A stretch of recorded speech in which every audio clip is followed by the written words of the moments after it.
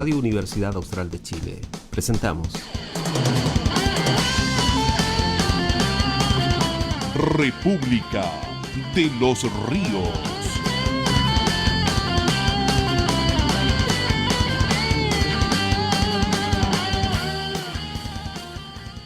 Hola, buenos días. Ahí estamos. Bienvenidas, bienvenidos. El República de los Martes, dedicado al tema internacional. Nos invita también a conversar con dos buenos amigos, con Diego Sáez Trumper, que está con nosotros ya, y Andrés Valenzuela Turner. ¿Cómo están? Diego, ¿qué tal? Buenos días. Buenos días. En una semana muy noticiosa estamos, en mi opinión, dicen, por lo menos a nivel internacional. Como dicen los noticiarios. Andrés, ¿qué tal? Muy movido. Bien. Hola, Víctor. Hola, Diego. Bueno, estamos deseamos la semana pasada, nosotros, digamos, acá conversando, que íbamos a tratar de entrar en algunas cuestiones esta semana, a ver si podemos. De todos modos hay noticias, está circulando varias cosas más en esta semana. Así es que lo primero, hagamos pauta, destaquemos algunos temas. Lo de la pandemia yo diría que es muy relevante, de todos modos, por lo menos en el Cono Sur, lo que pueda venir, independiente de la cantidad de casos. Está la discusión, creo que Andrés lo mencionó la semana pasada, claramente respecto de lo que significaría que mutaran las cepas y todo ello, incluso en Chile mismo, debido al tipo de contagio que se está produciendo, que el contagio comunitario. La semana yo lo escuché de algunos, incluso el diputado Patricio Rosa nos mencionó acá en la radio que se hace mucho más urgente el tema de la vigilancia genómica, como se le llama, ¿no? Que pueda hacer un seguimiento precisamente de la posibilidad de que ya estemos asistiendo a un tipo de contagio que, bueno, a todas luces no está controlado, pero que además pudiese ser una nueva cepa. Pero bueno, eso está en la especulación todavía, al parecer. No sé si tanto. Tan desarrollado todavía esa discusión. Pero me imagino que hay otros temas también. Andrés. Bueno, tú decías el tema de la pandemia. Hay a nivel internacional se conecta un poco con Chile, en el sentido de que durante esta semana y buena parte de la semana pasada también, o sea, de la anterior y la anteanterior, Chile de alguna manera se ha convertido un poco en el ícono de hacer las cosas mal a nivel internacional. Digamos, sí. Han sido varios los gobiernos y las organizaciones que han sacado a Chile como ejemplo de malas prácticas o de prácticas poco responsables en torno a cómo se enfrenta la pandemia, sobre todo en el sentido de esta paradoja en que el nivel de vacunación, digamos, está casi al 50%, es 40 y tanto por ciento de la población vacunada, pero al mismo tiempo hay una explosión de los casos registrados de COVID.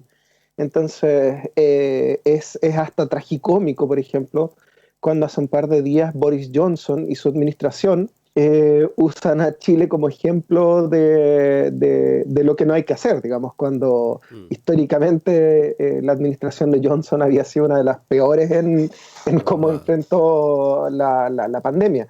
Entonces, digamos, a nivel internacional Chile ha estado circulando, al menos en nombre, lamentablemente por cosas bien negativas, pero digamos que tiene harto sentido.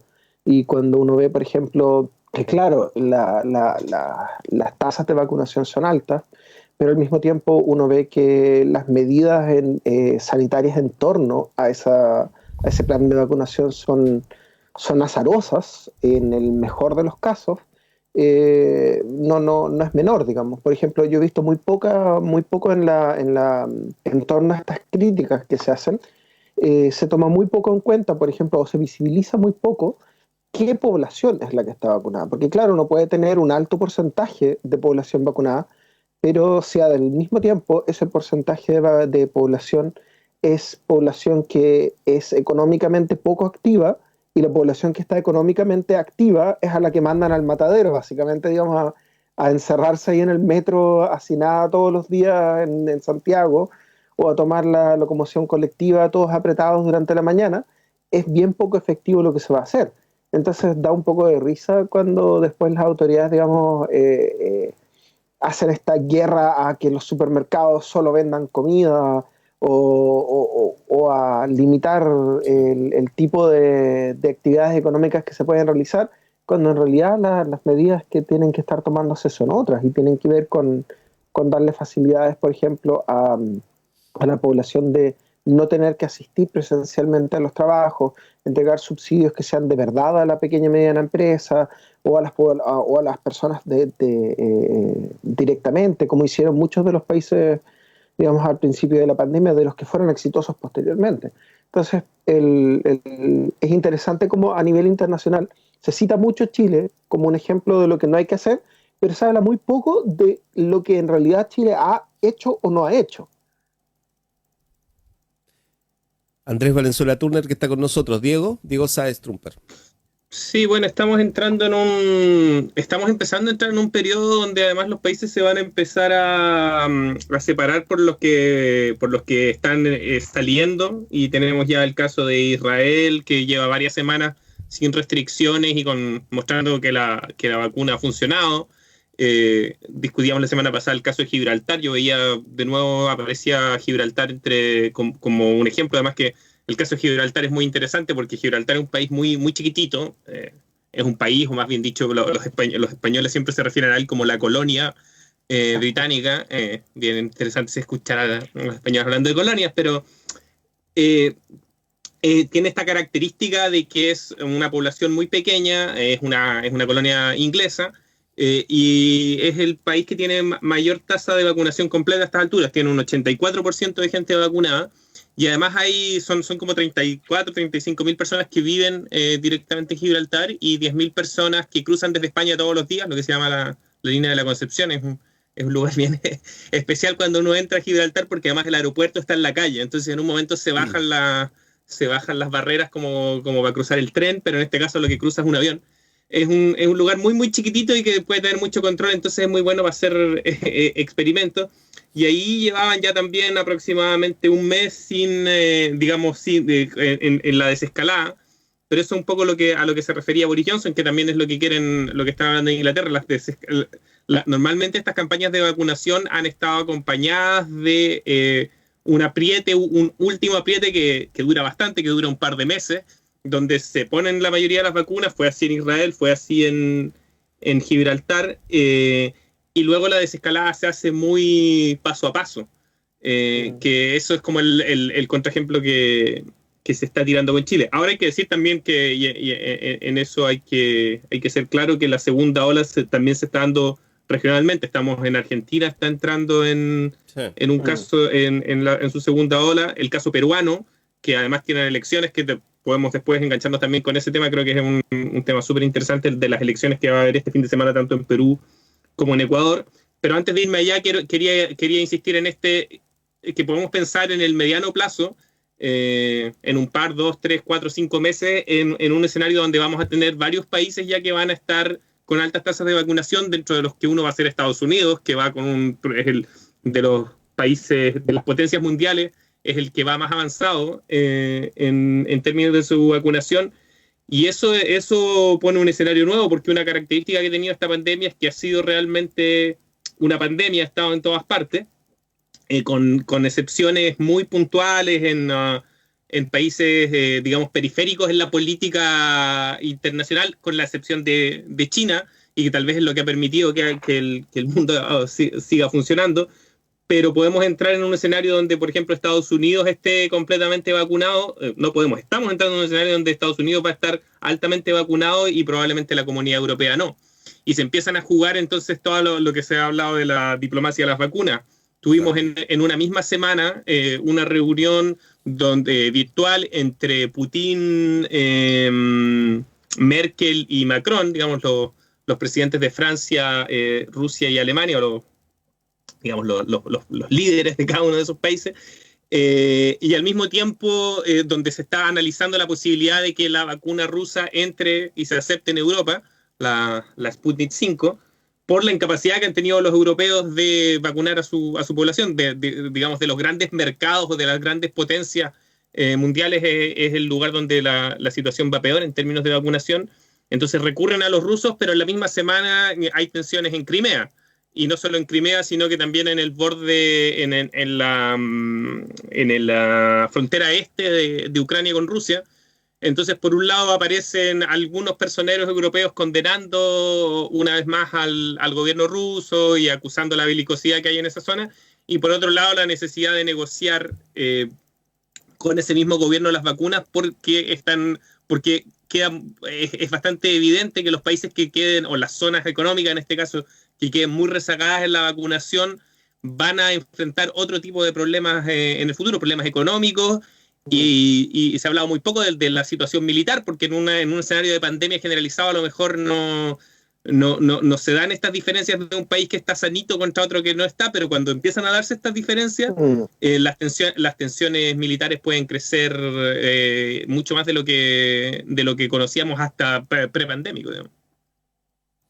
Diego Sáez Trumper, que está con nosotros. Bueno, ahí hay ya bastante material como para pensar en lo que está pasando en los mapas de contagio en el mundo. Chile aparece de todos modos como de los países que tienen mayor cantidad de contagio por millón de habitantes. O sea, de todos modos estamos en los parámetros, o sea, muy parecido a... De hecho, tenemos más que Argentina, ¿no? Más contagio por millón de habitantes. Cosa que, o sea, eso demuestra, digamos, el momento en que está el país. Pero a nivel global, claro, también esto es muy relevante porque no se compara los niveles incluso de efecto de muerte en el caso de Brasil. Y Estados Unidos además están en un momento bien sensible. Ya ustedes mencionaban a India la semana pasada también. Entonces lo del contagio y por lo tanto lo que decía al principio de la posibilidad de identificar mutaciones de esta enfermedad en el futuro, pensando de aquí a 2-3 años más, probablemente todavía estemos conversando respecto de cepas derivadas de la pandemia. Y todos sabemos que cuando observamos el mediano plazo o el plazo más cercano, siempre nos quedamos cortos, ¿no? Con respecto a cómo se están moviendo las enfermedades hoy en día, por las razones que todos han dicho, todos los organismos internacionales han dicho. O sea, el grado de intercambio que se produce hoy imposibilita que el control sea regional incluso. O sea, ya no existe eso. Por lo tanto, que es un poco lo que dicen de Europa. O sea, que Europa en realidad no tiene condiciones, ninguna, como para poder controlar debidamente una pandemia o una enfermedad, y va a tener que vivir en olas, básicamente por su y su alto nivel de intercambio y de movilidad que tiene una región como esa, y que es uno de sus principales atractivos y baluartes, ¿no? Y lo otro, bueno, ya entraremos en otros detalles, pero cómo va la diplomacia china también avanzando en esto, porque hay varios que van avanzando en medio de la situación crítica. Hay varios países que están creciendo en su capacidad de respuesta económica y diplomática. Y en el caso de la situación de las elecciones, es interesante que el tema de la pandemia entra en la discusión electoral muy fuerte, ¿no? El caso de Chile es evidente, y yo lo escuchaba en Argentina esta semana. Se está discutiendo fuertemente las fechas y la posibilidad de aplazamiento de elecciones de este año. Y entendiendo que en Argentina además tienen primarias obligatorias, entonces en la práctica las primarias obligatorias son una elección más, son masivas obviamente, y por lo tanto ahí se definen muchas veces los resultados de las elecciones finales. Entonces están seriamente discutiendo, incluso sentados oposición y gobierno, para llegar a un acuerdo lo antes posible y probablemente aplazar elecciones. En Chile ustedes ya saben que esto se produjo. Independiente de lo que pase en Chile, parece ser un factor a nivel internacional en el tema electoral. Andrés. Bueno, antes de pasar al tema electoral, añadir una cosa. con lo que decía Diego un poco, con esta incapacidad europea, habla un poco de un tema que nosotros tocamos la semana pasada, que tiene que ver con que el sistema de mercado ha sido completamente ineficiente de hacerse cargo de una pandemia como esta, y llama un poco a hacer la crítica, y yo creo que a Estados Unidos le va a llegar muy potentemente esto, sobre todo teniendo en cuenta con que hay una predisposición en la población a hacer críticas un poco más sistémicas en Estados Unidos, y eso puede de alguna manera tener un efecto sangrado hacia el resto del mundo, y que tiene que ver con la recuperación de los sistemas, sobre todo sistemas de salud públicos, estatales, y con un enfoque hacia lo público. Porque gran parte de la ineficacia de Europa en torno al proceso de vacunación ha sido porque Europa descansó en tratados comerciales y en la lógica básicamente de compra-venta y de mercado para abastecerse y fundamentar su proceso de vacunación. O sea, el tema de que la gran piedra de tope en Europa, por ejemplo, ha sido que AstraZeneca no ha cumplido, según Europa, no ha cumplido sus convenios de provisión de vacuna o de distribución. Todo tiene que ver en el fondo con esta base, que es la base de la lógica de mercado para el enfrentamiento de una pandemia. Y uno ve que en los lugares donde ha sido más exitoso generalmente han sido campañas que han estado completamente bajo el control público y no han tenido que ver con, digamos, no se han descansado en lógicas de mercado. E incluso en el caso de Estados Unidos, gran parte del esfuerzo de vacunación ha sido porque ha habido un vuelco a una centralización del sistema, teniendo en cuenta que Estados Unidos es un sistema federal donde los estados tienen en parte gran control de lo que hacen o no, pero esto llama de alguna manera, es como un golpe a la puerta de decir, ojo aquí, que el sistema público no solamente es necesario, sino que es indispensable para enfrentar esto. Y uno lo ve en todos los ejemplos de casos exitosos, o sea, en el caso de Israel, el caso de contención, como el caso puede ser Singapur o Nueva Zelanda, que yo lo citaba la semana pasada, como estos casos como bien ejemplares, pero al mismo tiempo que descansan sobre ciertas condiciones preexistentes. Pero al final del día es esto, o sea, es decir, ok, ¿dónde está la piedra de tope? Y en gran parte de la piedra de tope, sobre todo para Europa, más que la circulación, yo creo que ha sido esta lógica de descansar sobre lógicas de mercado para fundamentar su proceso. Ahora, yendo al tema de lo que decía Víctor de las elecciones, el caso de Perú yo creo que es bien interesante porque va a hablar un poco de realizar estas elecciones en medio de la pandemia y donde no solamente el tema de pandemia y de cómo se enfrenta ha sido un tema político, sino que están todas estas preguntas sobre cómo se comporta el electorado en un entorno de elecciones. Pero yo creo que hay que tener en cuenta ahí que cada proceso político en Latinoamérica es bastante único o bastante particular.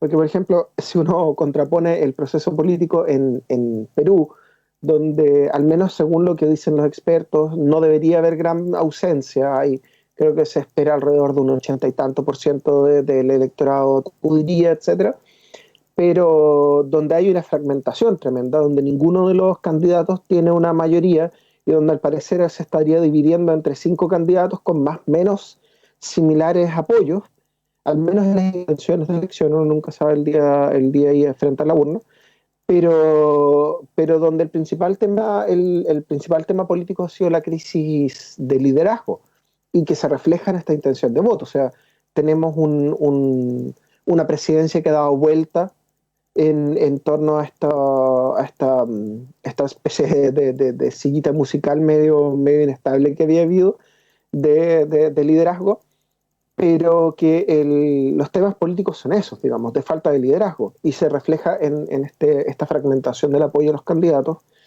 Pero por otro lado uno podría decir, ok, que en Chile el tema principal político en este momento es la crisis del gobierno, que ha estado en una crisis permanente durante más de un año, y a lo que se suma el cómo se ha enfrentado desde el punto de vista de las decisiones políticas la epidemia, y donde además se suma el tema constitucional. Entonces la mezcla de temas más que de un liderazgo como inmediato, tiene que ver con una crisis un poco más profunda del sistema político. En Argentina tienen otros temas, en Ecuador tienen otros temas, entonces es difícil hacer como como un comentario, digamos, como muy paraguas de, ok, esta es la situación electoral en Latinoamérica, yo creo. Sí, sin duda. Diego Sáez. Claro, lo de Perú es súper interesante. Yo ayer miraba las encuestas y están entre 5 y 6 candidatos, dependiendo de la encuesta que mires, en el margen de error de la encuesta, y ninguno pasa del 11% de los votos. Es decir, si tú sumas a los 6 primeros, no llegas al 60% de los votos. Y eso es interesante porque tiene la fragmentación política de ese nivel, y es interesante también mirarlo para Chile. Uno piensa que a una semana de la elección las cosas van a decantar hacia algún lado, es lo que solía pasar, ¿no? No, es muy raro llegar a una elección una semana antes donde pequeños detalles van a decidir quiénes son los dos que pasan a segunda vuelta, y vas a tener dos candidatos enfrentándose en segunda vuelta, probablemente, pero como dice Andrés, siempre las encuestas, pero lo más probable es que tengas dos candidatos enfrentándose, cada cual tiene un 11% de apoyo original. Entonces, ese nivel de fragmentación política en un escenario, o sea, si lo juntamos con el tema anterior, en un escenario donde requieres de una coordinación a nivel global para poder enfrentar este tipo de situaciones, o sea, una situación como la pandemia, se va al mismo tiempo con el descalabro de los sistemas políticos a nivel internacional. No es, o sea, es cierto que el caso de Ecuador es un poco distinto, pero tampoco es tan diferente. Los candidatos que están pasando a segunda vuelta en Ecuador tienen un 30 y un 20%, y se juntan en la candidatura de Lasso, se junta mucha gente muy distinta. Entonces, la política a nivel local está fragmentada. Y esto yo creo que entre otras cosas tiene que ver con que la política ha cambiado mucho, porque la comunicación ha cambiado mucho, y hoy en día estas fragmentaciones se pueden mantener hasta el final, porque al final, como cada uno lo está siguiendo en su propio dispositivo, personalizado y en un mundo que no ve lo que pasa alrededor, es distinto que en los escenarios antiguos, donde al final, bueno, no sé, por último el canal de televisión era el que decidía a qué dos candidatos, a qué tres candidatos podía cubrir, máximo los que fueras capaz de meter en un debate. Hoy en día el nivel de fragmentación te puede llevar a escenarios como el peruano, y no sería muy difícil pensar en otros países en el cono sur donde ningún candidato marca más de un 11-12%, claro. Y a la vez tienes una crisis global donde necesitas algún tipo de coordinación que el mercado ha demostrado no ser la adecuada. Y esto viene antecedido por todo lo que fue el discurso Trump, el discurso Boris Johnson, de estos nuevos nacionalismos. Entonces tienes por un lado un sector de la derecha más reaccionaria que se salió de la globalización, digamos, del discurso, de hecho le llaman globalistas, a los que son pro globalización, que son representados en este caso por el Partido Demócrata norteamericano, por lo que era por lo que fue el viejo sistema político de los 90 que impulsó toda la globalización. Entonces tienes el nacionalismo de derecha, tienes el globalismo, que es como este establishment, y después tienes grandes sectores populares que no se sienten representados por ninguna de estas cosas, y que además no tienen sistemas políticos de expresión política. Entonces se están, por un lado, rompiendo los estados, por otro lado el mercado fracasando. Entonces se entra como una especie de nudo histórico donde los que avanzan son el modelo chino, donde Putin que logra también no sé, a través de, en este caso de la ciencia, hacer entradas en distintos lugares, y en una Latinoamérica completamente convulsa, porque digamos, si hiciéramos una pasada ahora por los países, por los 10 países que juegan en la Conmebol, digamos, por lo que era la UNASUR, vas viendo que no hay estabilidad en ninguno de sus sistemas políticos. En ninguno. Tal vez el más estable es el argentino, y si estamos en un mundo donde el sistema argentino es el más estable, quiere decir que estamos en un mundo bastante complicado, y ni siquiera es que en Argentina la situación política esté pasando por su mejor momento, pero la situación en Brasil en este momento es completamente incierta. Hay rumores de autogolpe, lo mencionábamos la semana pasada, pero eso sigue avanzando. Perú va a ir a estas elecciones con este nivel de fragmentación y con este nivel de pandemia. Perú en estos momentos está en el pico, está en una situación muy, muy similar a la de Chile en términos epidemiológicos. Bueno, Venezuela acostumbrado a vivir en la crisis permanente. Uruguay, que solía ser un país súper estable, también la crisis lo ha agarrado con este cambio de gobierno y que no ha logrado estabilizarse. El presidente uruguayo se ha dedicado a pelear con Argentina, cosa que Mujica insistía permanentemente que era una pésima idea para un gobierno uruguayo. Entonces tienes este nivel de convulsión y no tienes proyectos políticos a nivel global y claramente a nivel latinoamericano que estén proponiendo una solución a esto. Ecuador puede ser una vuelta al eje bolivariano, ¿no? O sea, ya con Bolivia reconstituido y con el MAS en el gobierno, y si volviera el candidato que tiene más probabilidades, bueno, está muy, muy, muy apretada las elecciones, es Andrés Arauz, que es el candidato correísta, digamos, que se presenta básicamente como una especie de Arauz al gobierno, Correa al poder.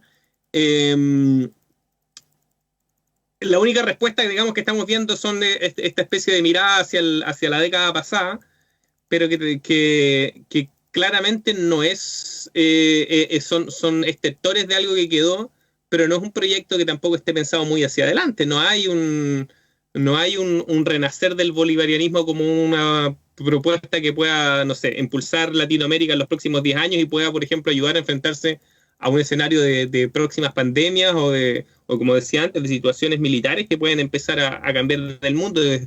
Digamos, el único ingrediente que falta y mirando un poco la historia, la desestabilización política suele estar acompañado de guerras. Eso es también una cosa que no hay que dejar de tener ahí muy presente. Diego Sáez Trumper, que está con nosotros, Andrés Valenzuela Turner, en este martes de conversar sobre lo internacional. Claro, uno mira la información internacional y es inevitable, un poco por el tipo de selección que hace la prensa, por razones incluso estrictamente profesionales, de qué es noticia y todo aquello, se desarrolla cierto pensamiento catastrófico, ¿no? Que dicen los psicólogos, esto de cuando tú sientes de que todos los escenarios son trágicos, ¿no?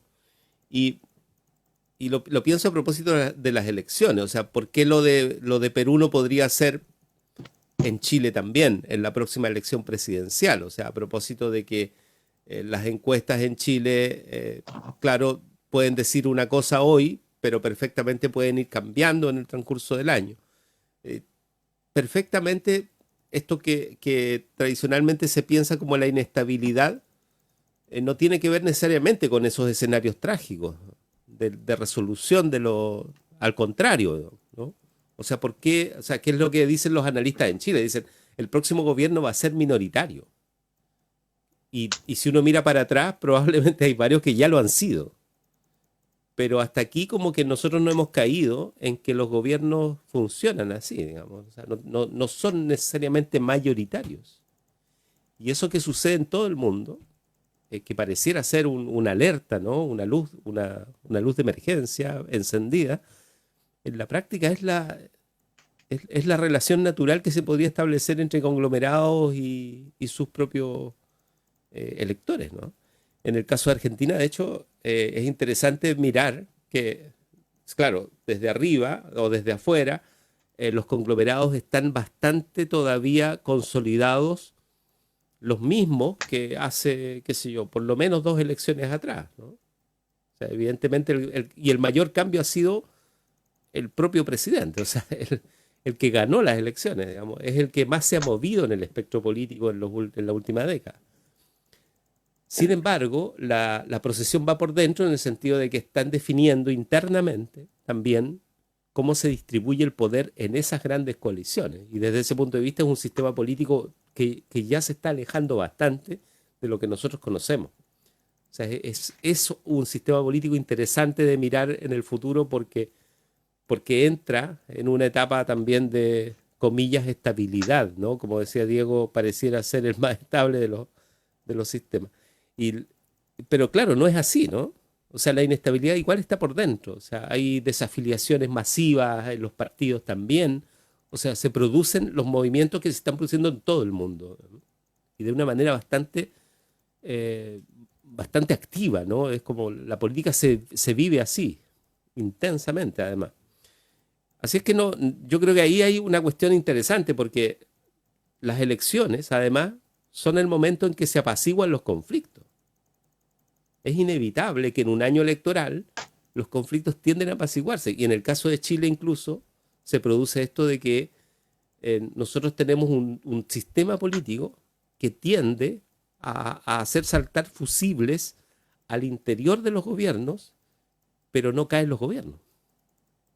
Y, y de hecho esta semana se circula en el debate del Parlamento, en los pasillos, porque no tiene sentido todavía presentarlo en la sala, acusación constitucional contra el presidente. Y sin embargo eso en Chile es bastante más difícil, inviable, que en cualquier otro lugar. Entonces son sistemas políticos que viven de la inestabilidad, pero la resuelven de manera sumamente distinta. Y viven la inestabilidad como lo normal, digamos, como la normalidad. Y eso en el mundo también es relevante. O sea, yo estaba viendo en las informaciones esto de las reformas electorales de Rusia, por ejemplo, que permiten que Putin, si gana, siga quedándose por varios periodos más, ¿no?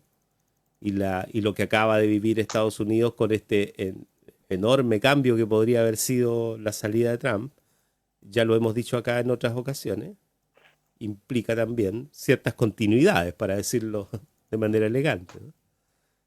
Entonces, lo que llamamos crisis, inestabilidad, muchas veces se tiñe de este pensamiento trágico que no necesariamente en la práctica de la vida cotidiana tiene que ver con las tragedias que se viven en la población. La población más bien vive el problema de las vacunas, vive el problema del contagio y el problema de la crisis social, que sí es un tema también global, que se está discutiendo en los reportes.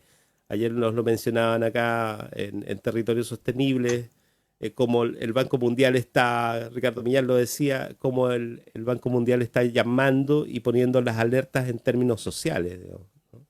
Y no estamos hablando de un partido político de izquierda, digamos, o populista, o como se llame. Estamos hablando de instancias supranacionales que están dedicadas a mirar el equilibrio de los mercados, ¿no?, al final. Andrés Valenzuela. Sí, hay hartos temas ahí, pero yo quería retomar una cosa que había dicho Diego, que tiene que ver con esta fragmentación y que tiene que ver con esta inestabilidad y con el tema que decías tú un poco de los gobiernos en minoría. Y yo creo que tiene mucho que ver con que la clase política, hablando no solamente de una clase política o de un grupo político o de un sector político en un país en particular, sino que en general a nivel mundial, está en un nivel de desconexión con el zeitgeist y con la población o con los intereses o con los temas de sus demos, de sus poblaciones, tremenda. Entonces uno se encuentra con que en la mayoría de los sistemas políticos, al menos en los sistemas políticos democráticos, los grupos políticos, los partidos políticos, las tendencias, los grupos, las escuelas políticas, terminan haciéndose cargo o pretendiendo hacerse cargo, sobre todo en años electorales, del aspecto más superficial posible de las demandas de sus electorados, de sus poblaciones. Entonces, al final nos quedamos en que ofrecen reformas superficiales, paquetes de incentivo, esto y lo otro, pero ningún sector político realmente se hace cargo de presentar o de hacerse cargo, valga la redundancia, las demandas políticas profundas que hay en muchos sectores. Por ejemplo, conectando con lo que estábamos diciendo delante, de cómo el sistema de mercado ha sido incapaz de solucionar o de enfrentar siquiera la pandemia. Ningún grupo político se hace cargo de eso, ningún grupo político realmente ofrece o dice sí, hay que replantearse el rol del derecho a la salud. No, en realidad se quedan con reformas de decir vamos a meter más plata, vamos a fundar más hospitales, vamos a hacer esto o lo otro, pero cosas súper superficiales que no resuelven realmente el tema de fondo.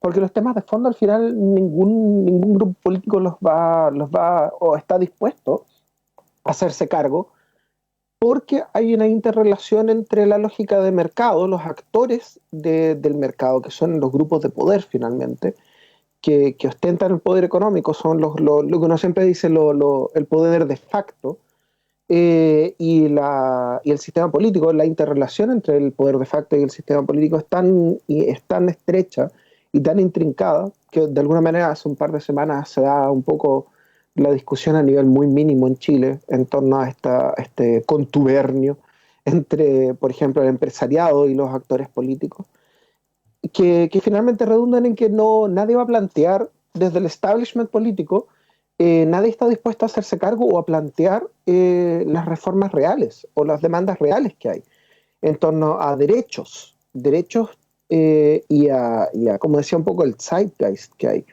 donde, por ejemplo, uno ve que hay una tendencia global hacia temas como, por ejemplo, por decir una cosa súper aparentemente poco trascendente para uno, porque a uno no le llega, pero, por ejemplo, los derechos reproductivos o los derechos de género.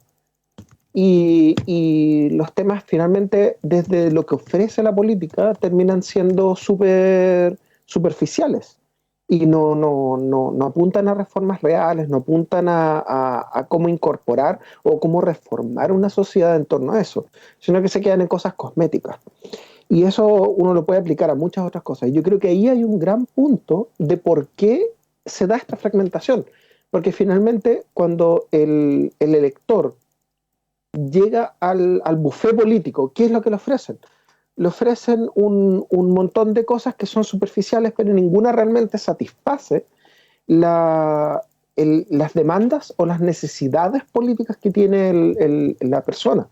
Entonces finalmente se convierte en esta suerte de ok, entonces, ¿qué me dice uno? ¿Qué me dice el otro? Se fragmenta.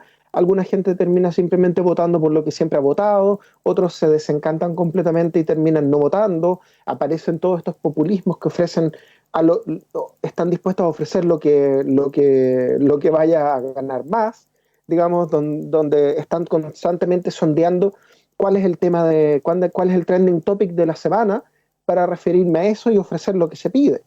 Y ahí uno termina con escenarios súper fragmentados como el peruano, termina con escenarios súper apáticos como puede ser el chileno hasta cierto punto, o termina con sistemas súper ingobernables como es lo que pasa actualmente, por ejemplo, en Israel, donde paradójicamente tienen excelentes resultados a nivel del control pandémico, pero por otro lado han sido incapaces de establecer un gobierno estable en más de un año. Y donde actualmente, por ejemplo, de nuevo el presidente le encarga a Netanyahu que forme gobierno, pero el mismo presidente dice, lo veo poco probable porque en realidad nadie tiene el apoyo suficiente. Entonces están constantemente en una espiral donde Netanyahu es repudiado por la población, pero es el único que tiene una leve mayoría como para establecer un gobierno. Entonces uno dice, ok, ¿dónde está el punto? O sea, ¿dónde salimos de esta trampa en que hay un acuerdo de repudiar algo, pero no hay suficientemente acuerdo para plantear algo? Y uno podría decir, podríamos entrar en algo muy similar a lo de Israel en Chile, donde hay un acuerdo, digamos, transversal en repudiar a Piñera, pero por otro lado, pareciese no haber nadie que pueda establecer un acuerdo transversal como para plantear una alternativa. Y eso uno lo ve en muchos lugares. En el mismo Perú, por ejemplo, puede llegarse a un escenario similar, donde hay un acuerdo en que la política es mala o los agentes políticos son malas y es fácil repudiar la política, sí. Pero, ok, ¿cómo planteamos, cómo llevamos eso hacia un acuerdo que logre establecer algo constructivo? Porque no vale solamente establecer la crítica, también hay que poder plantear algo. Y ahí está donde lo que decían ustedes un poco de de cómo salimos de la trampa de estar constantemente en gobiernos de minoría o en gobiernos que no logran aglomerar ningún acuerdo político transversal y que finalmente den gobernabilidad. Andrés Valenzuela Turner, Diego Sáez Trumper. Sí, primero quería hacer un breve comentario sobre el pensamiento catastrófico. Yo creo que hay, que es verdad, yo recién estaba hablando de guerras y todo, pero también con lo que partíamos la conversación con respecto a las variantes y todo esto, hay que decir que hasta ahora los poquitos lugares donde ha habido planes de vacunaciones exitosos están funcionando bien. Digamos, todas las posibles fallas y las escapes de variantes y todo esto está en el terreno de las especulaciones, con más o menos base científica, pero está en el terreno de las especulaciones. Sí. Por ahora, los planes de vacunaciones funcionan y en eso, hay que decirlo, Chile en esa parte no va mal, y eso da una luz de esperanza que no, digamos, uno podrá ser más optimista o menos optimista, pero los datos que hay sobre la mesa en este momento, en los poquitos lugares que se han hecho vacunaciones masivas, hasta ahora ha funcionado bien, y eso y muchos de los cálculos que hacen los economistas y que hacen distintas personas en estos momentos es que en la medida que la vacunación sea masiva, vamos a salir de, por lo menos, de este escenario de crisis que estamos ahora. Dicho eso, yendo a este tema de la fragmentación y al tema de cómo el mercado ha fracasado solucionando este problema, yo creo que hay un tema fundamental aquí, que es que lo que está fracasando claramente es la visión liberal de la política, donde una serie de agentes individuales toman decisiones racionales, y con eso se construyen consensos, y eso permite administrar los recursos y qué sé yo. Que es el juego en que se cayó, digamos, o sea, que fue lo que vino, es un efecto de la caída durante la Guerra Fría. Esto tampoco se creía, digamos, pero es como el fin de la historia tenía que ver con que un determinado tipo de democracia imponía y parecía ser el sistema per se, y que iba a solucionar todos los problemas que vienen en el futuro. Y es precisamente eso lo que... Y con unos partidos políticos, inclusive con unos organizaciones sociales tradicionales como los sindicatos o los grandes sindicatos a nivel nacional, que en Chile hace mucho tiempo que no existen, se compran, digamos, este juego, y el desprestigio y la fragmentación de la política tiene mucho que ver con eso también, con una serie de partidos en distintos países del mundo compitiendo por el gobierno, que cada vez, en buenas cuentas, es más gente repartiéndose una torta que es más chica. El poder que han perdido los estados al mismo tiempo que tú dices que la política liberal asume que las decisiones se toman de esta forma, al mismo tiempo tienes una serie de empresas transnacionales que se organizan de una manera completamente distinta y que tienen poder hoy en día en, por ejemplo, cómo estamos consumiendo la información con la cual tomamos las decisiones, estas decisiones supuestamente racionales. Entonces, o que Rusia puede intervenir en Europa a partir de que tiene una vacuna. O sea, en el comité central de qué partido, en Perú, en Chile o en Europa, se sentaron a discutir sobre cómo una vacuna podía ser importante en la política internacional.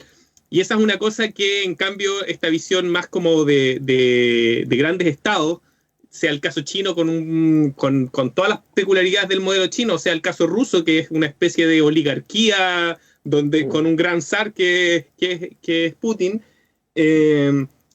son un sistema mucho más orgánico, ¿no? No están Putin... Yo no sé cuánto tiempo dedicará Putin a decidir cuál va a ser el eslogan de su próxima campaña, o a ver cuántos followers tiene los candidatos que va a tirar de alcalde a Moscú. Sí veo cómo pasa eso en España, y hay casos más cercanos, digamos.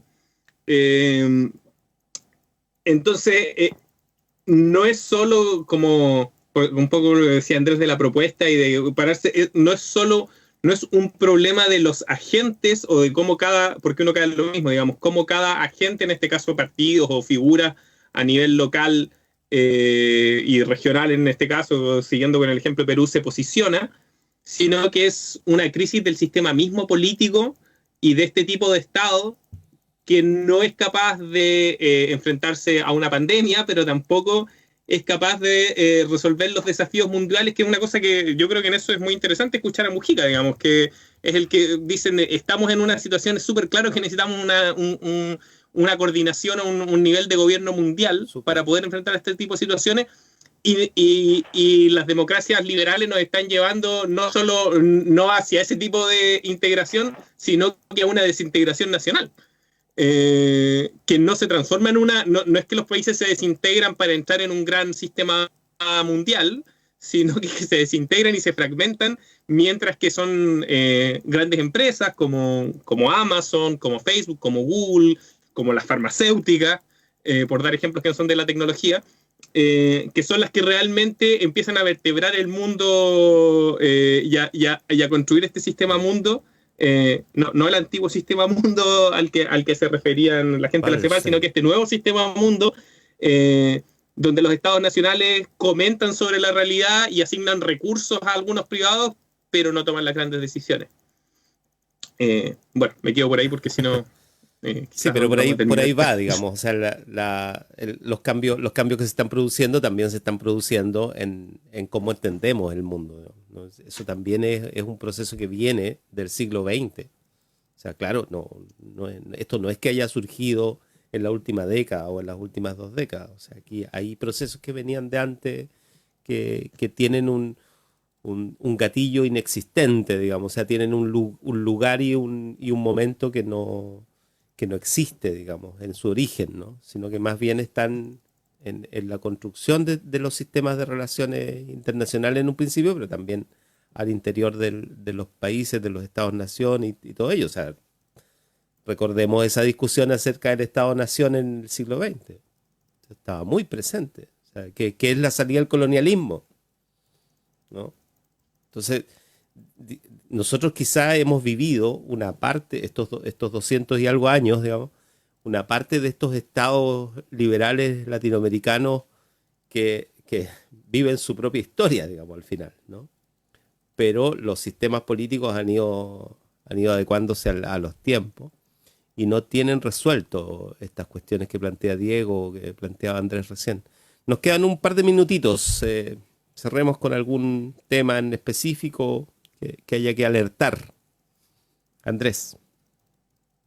En realidad no hay tanto. A mí una de las cosas que me llama la atención de lo que está pasando ahora es este intento o sea, como a nivel internacional, el intento de volver a armar la mesa de negociaciones con Irán. Es un poco lo que estaba siguiendo, donde han habido mesas de negociación entre los que siguen siendo los firmantes del acuerdo nuclear con Irán, que son Rusia, China, la Unión Europea, etc.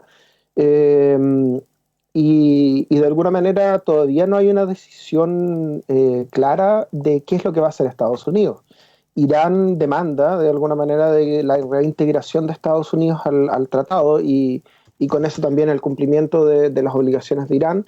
Pasaría por un levantamiento de las sanciones y por otro lado Estados Unidos manda a un emisario a las negociaciones, pero es un emisario que va, pero que no participa. Digamos, va, pero sin sentarse a la mesa, sino que participa indirectamente. Entonces hay que estar ahí un poco atentos a qué es lo que va a ir pasando con eso, que no deja de ser un tema interesante por varias aristas. O sea, cuando uno ve qué es lo que implica la reintegración eventual de Irán a la economía mundial. Actualmente Irán está de alguna manera al margen y eso trae consigo una serie de consecuencias. No podría decir qué me importa a mí, aquí en Chile, literalmente en la punta del mundo, digamos, que Irán participe o no participe, pero resulta que, por ejemplo, de abrirse de nuevo Irán a la economía mundial, uno de los efectos probables es que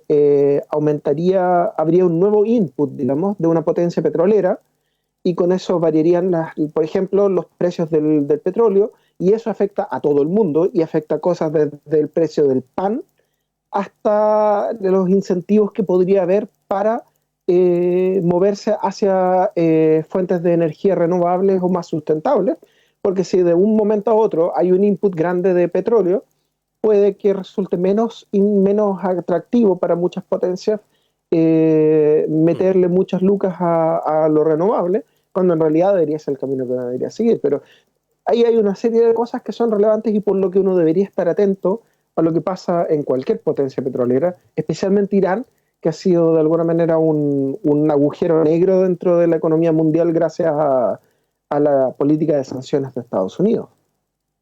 Así que Sí. ahí estar Ahí atento a hay cuál va a ser el desarrollo de eso. un enorme tema. O sea, de hecho, yo lo vi comentado esta semana, esta reunión de los ministros de Relaciones Exteriores, China e Irán. O sea, y dicen que eso, por eso yo decía, China está avanzando diplomáticamente, que tiene todo que ver con estos mercados, ¿no? Diego Sáez. Sí, ya lo mencionaba de pasada, esta tensión que hay entre esta nueva tensión o esta continuación de esta guerra algunos le dirán guerra de baja intensidad o de mediana intensidad entre Rusia y Ucrania, que ya tiene varios años y que leía que ya tiene 14.000 muertos. Pero eso está alimentado por algo que también mencionaba, que tenía que ver con la diplomacia de las vacunas, pero que en particular ha sido bien importante para Rusia en lo que se llama el grupo del Visegrado, que es un subgrupo dentro de la Comunidad Europea de Países del Este, donde está Eslovaquia, Hungría, Polonia y República Checa, donde ya Eslovaquia y Hungría compraron ya compraron vacunas tanto rusas como chinas, y esto terminó con la caída del primer ministro de Eslovaquia, pero empieza a generar una tensión dentro de Europa. Hubo un momento en que todos estos países que eran de la ex órbita soviética se acercaron mucho a la Comunidad Europea. Digamos, parecía como el deseo prácticamente de cualquier ciudadano de estos países era poder tener un pasaporte europeo, un pasaporte que le diera acceso a la zona Schengen. Y hoy en día eso ya no está deja de ser algo tan atractivo y permite a los gobernantes de estos países, normalmente además son los dos que han hecho esto son de esta especie de derecha populista tipo Orbán, no recuerdo el nombre del eslovaco, pero digamos un personaje de características similares, que se acerquen, que rompan, digamos, antes uno pensaba que, bueno, Inglaterra rompe con la Comunidad Europea porque la Comunidad Europea se veía como este lugar donde los países más ricos le daban plata a los países más pobres, y hoy en día empiezas a ver estos resquebrajamientos, y que no es menor que sean además digamos, el tema chino puede ser uno, que vayan y busquen las vacunas chinas puede ser una cosa de necesidad, pero con Rusia tiene una cosa que es ya mucho más geopolítica, geoestratégica. Normalmente en todos estos países que fueron de la órbita de la Unión Soviética hay una gran reticencia, digamos, hacia tienen una sensación con los rusos parecida a lo que algunos podríamos ver con los norteamericanos. Digamos, ellos ven a Rusia como un país invasor, que no es solo una diferencia política con el gobierno de turno, es una cuestión un poco más cultural de fondo. Y pese a todo eso, están mirando para allá porque la Comunidad Europea no es capaz de resolver sus propios problemas, mucho menos está siendo capaz de resolver los problemas de sus países periféricos. Entonces, eso junto con la tensión militar en Ucrania, porque además hay todo un tema militar de las tropas de la OTAN que están en el Mar Negro y en el Mar Caspio. Hay que acordarse que en ese pedacito además está el Mar Negro y el Mar Caspio, y ahí se junta Turquía, claro, por un lado está Ucrania, pero por el lado del Mar Caspio también está muy cerca Irán, hay las tensiones religiosas entre Armenia y Azerbaiyán. Toda esa región es un pequeño polvorín que puede estallar en cualquier momento y que está rompiendo las alianzas que había tejido en los últimos 20 años. Así que eso es un lugar para estar atento también a lo que está pasando, y que tiene implicaciones regionales, pero también tiene todos estos impactos en los commodities, en los recursos naturales, y puede tener impacto en la integridad de la Comunidad Europea, que ya es una cosa que nos empieza a afectar mucho más de cerca. Bien, pues agradecerles nomás que se nos viene una semana intensa también de noticias a nivel internacional. Nos reencontramos el día martes, ¿les parece? Un gusto. Ahí nos vemos. Chao, chao. Okay. Chao. En Radio Universidad Austral de Chile hemos presentado República de los Ríos.